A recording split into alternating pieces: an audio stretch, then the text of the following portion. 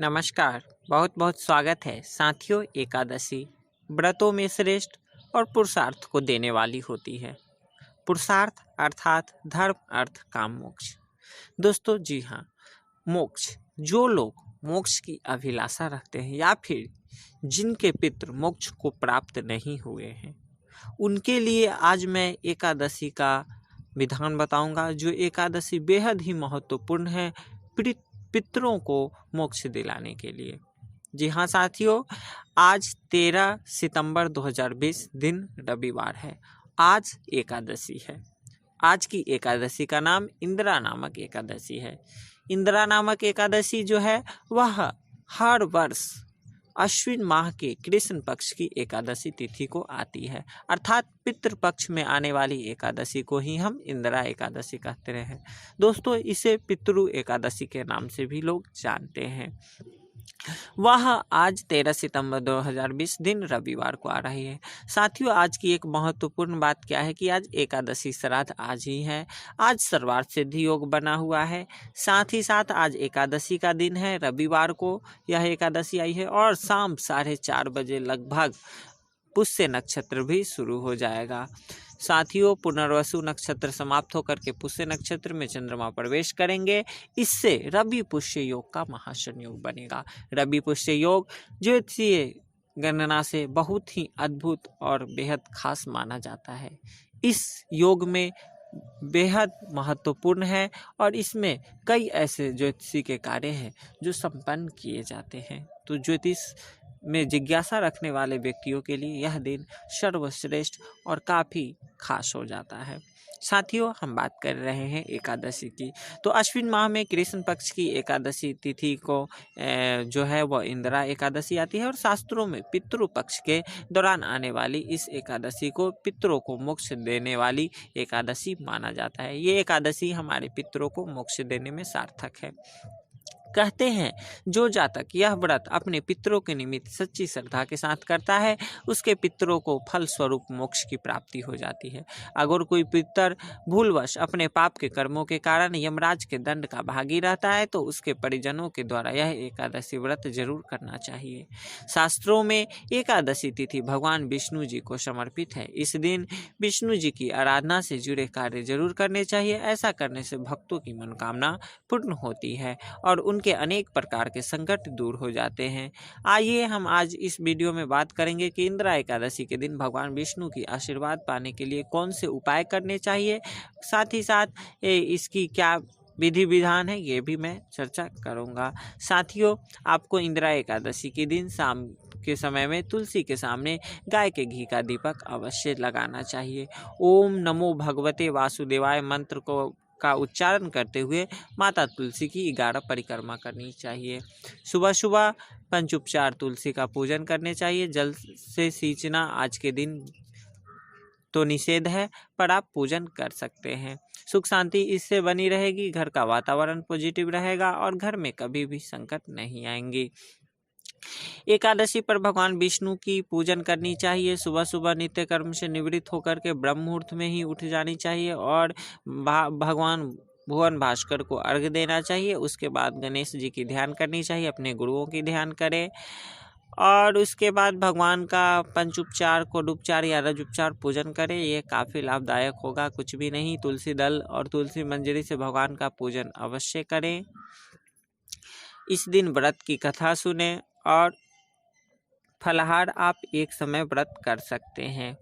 व्रत के कथा सुनने के बाद इस दिन जागरण का विधान आता है, इसलिए दिन में भी शयन करना निषेध बताया गया है और रात में भी शयन नहीं करना चाहिए। भजन कीर्तन आदि करने चाहिए। इस प्रकार से व्रत को पूर्ण करनी चाहिए। द्वादशी के दिन सुबह सुबह जल्दी उठ करके स्नान आदि से निवृत्त होकर के भगवान श्री हरि विष्णु का पूजन करें। पूजन करने के बाद ब्राह्मणों को भोजन कराए, यथासंभव दक्षिणा दें और फिर इस व्रत का उपवास आपको खोलना चाहिए। दोस्तों, इस दिन आपको गीता के श्रीमद् भागवत गीता के 7वें अध्याय का अध्ययन अवश्य करना चाहिए। माना जाता है कि गीता के 7वें अध्याय का अध्ययन करने से पितरों की कृपा प्राप्त होती है। इस दिन भगवान विष्णु के सहस्त्र नाम का पाठ आपको करना चाहिए। राम नाम का पाठ करना चाहिए, इससे विशेष लाभ की प्राप्ति होगी। और दोस्तों, चातुर्मास में आने वाली यह एकादशी है, इसलिए भगवान विष्णु की पूजा पुरुष सूक्त द्वारा भी करनी चाहिए। पुरुष सूक्त के 16 मंत्रों से भगवान के 16 उपचार से पूजन करें, इससे असीम कृपा प्रभु की प्राप्त होगी और आपकी समस्त इच्छाएं पूर्ण होंगी। इंदिरा एकादशी को भगवान को आप चाहें तो गुड़ का भोग लगा सकते हैं, ये बेहद खास रहेगा। उसमें तुलसी दल डाल करके ही भोग अर्पण करें, इससे आपके घर में सुख शांति बनी रहेगी। एकादशी को पीले रंग के फल, कपड़े व अनाज भगवान विष्णु को अर्पित करने चाहिए। इस दिन आप तिल अवश्य भगवान श्री हरि विष्णु को अर्पण करें और इसके बाद आप चाहें तो इस दिन गरीबों को भी अन्न का दान कर सकते हैं। साथियों, कर्ज मुक्ति से उपाय के लिए जो है आपको इस दिन भगवान विष्णु के निमित्त पीपल के नीचे संध्या के समय में घी का दीपक अवश्य ही जलाना चाहिए। इससे भी आपकी कर्ज मुक्ति होगी और साथ ही साथ आपका जो है वो पितृ भी तृप्त होंगे। आगे मैं एकादशी व्रत की कथा सुनाता हूँ, सो इसे आप ध्यानपूर्वक सुने। धर्मराज युधिष्ठिर से श्री कृष्ण कहते हैं कि हे भगवान, अश्विन कृष्ण एकादशी का क्या नाम है, इसकी विधि तथा फल क्या है, सो कृपा कर कहिए। भगवान श्री कृष्ण कहते हैं कि इस एकादशी का नाम इंदिरा एकादशी है। यह एकादशी पापों को नष्ट करने वाली तथा पितरों को मोक्ष देने वाली मानी जाती है, अर्थात मुक्ति देती है।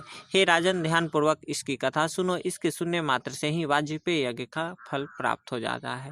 प्राचीन काल में सतयुग के समय में महिष्मती नाम की एक नगरी में इंद्रसेन नाम का एक प्रतापी राजा धर्मपूर्वक अपनी प्रजा का पालन करते हुए शासन करता था।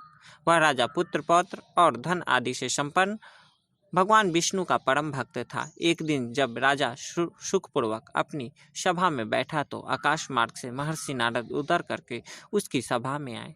राजा उन्हें देखते ही हाथ जोड़कर खड़ा हो गए और विधि पूर्वक आसन व अर्घ्य प्रदान किया। सुख से बैठकर मुनि ने राजा से पूछा कि हे राजन, आपके सातों अंश कुशल पूर्वक तो हैं, तुम्हारी बुद्धि धर्म और तुम्हारा मन विष्णु भक्ति में तो रहता है। देव ऋषि नारद की ऐसी बातें सुनकर राजा ने कहा, हे महर्षि, आपकी कृपा से मेरे राज्य में सब कुशल है तथा मेरे यहाँ यज्ञ कर्मादि सुकृत हो रहे हैं। आप कृपा करके अपने आगमन का कारण कहिए।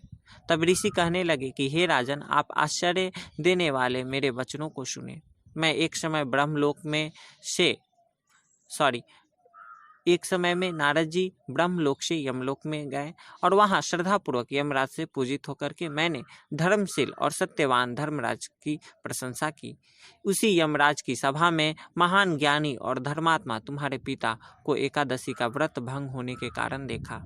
उन्होंने संदेशा दिया, सो मैं तुम्हें कहता हूँ। उन्होंने कहा कि पूर्व जन्म में कोई विघ्न हो जाने के कारण मैं यमराज के निकट रह रहा हूँ। सो हे पुत्र, यदि तुम अश्विन कृष्ण एकादशी का व्रत मेरे निमित्त करो तो मुझे स्वर्ग की प्राप्ति हो सकती है। इतना सुनकर राजा कहने लगा कि हे महर्षि, आप इस व्रत की विधि मुझे कहिए। नारद जी कहने लगे, अश्विन माह के कृष्ण पक्ष की दशमी के दिन प्रातःकाल श्रद्धापूर्वक स्नान आदि से निवृत्त होकर के पुनः दोपहर को नदी आदि में जाकर स्नान करें, फिर श्रद्धापूर्वक पितरों का श्राद्ध करें और एक बार भोजन करें। प्रातःकाल होने पर एकादशी के दिन दातुन आदि करके स्नान करे, फिर व्रत के नियमों को भक्तिपूर्वक ग्रहण करता हुआ प्रतिज्ञा करे कि मैं आज संपूर्ण भोगों का त्याग कर निराहार एकादशी का व्रत करूंगा। हे अच्युत, हे पुंडरीकाक्ष, मैं आपकी शरण में हूँ, आप मेरी रक्षा कीजिए। इस प्रकार नियम पूर्वक शालिग्राम की मूर्ति के आगे विधि पूर्वक श्राद्ध करके योग्य ब्राह्मणों को फलाहार का भोजन कराएं और दक्षिणा दे। पितरों के श्राद्ध से जो बच जाए उसको सूंघ करके गौ को दे तथा धूप दीप गंध पुष्प नैवेद्य आदि सब सामग्री से ऋषिकेश भगवान का पूजन अर्पण करें। रात में भगवान के निकट जागरण करें। इसके पश्चात द्वादशी के दिन प्रातःकाल होने पर भगवान का पूजन करके ब्राह्मणों को भोजन कराए। भाई बंधुओं, स्त्री और पुत्र सहित आप भी मौन होकर भोजन करें। नारद जी के कहने लगे कि हे राजन, इस विधि से यदि तुम आलस्य रहित होकर इस एकादशी का व्रत करोगे तो तुम्हारे पिता अवश्य ही स्वर्गलोक को जाएंगे। इतना कहकर नारद जी अंतर्ध्यान हो गए। नारद जी के कथानुसार राजा द्वारा अपने बांधवों तथा दासों सहित व्रत करने से आकाश में पुष्प वर्षा हुई और उस राजा का पिता गरुड़ पर चढ़ करके विष्णु लोक को गया। राजा इंद्रसेन भी इस एकादशी के व्रत के प्रभाव से निष्कंटक राज्य करके अंत में अपने पुत्र को सिंहासन पर बैठा करके स्वर्ग को गए। हे युधिष्ठिर, इस इंदिरा एकादशी के व्रत का महात्म्य मैंने तुमसे कहा। इसके पढ़ने और सुनने से मनुष्य सब पापों से छूट जाते हैं और सब प्रकार के भोगों को भोग कर वैकुंठ को प्राप्त होते हैं। इसी यही इंदिरा एकादशी की कथा समाप्त होती है। दोस्तों, आपको यह एकादशी अवश्य करनी चाहिए। इसी आशा के साथ मैं इजाज़त चाहूँगा। फिर नए जानकारी के साथ नए वीडियो में वापस लौटूंगा। तब तक के लिए इतना ही। नमस्कार।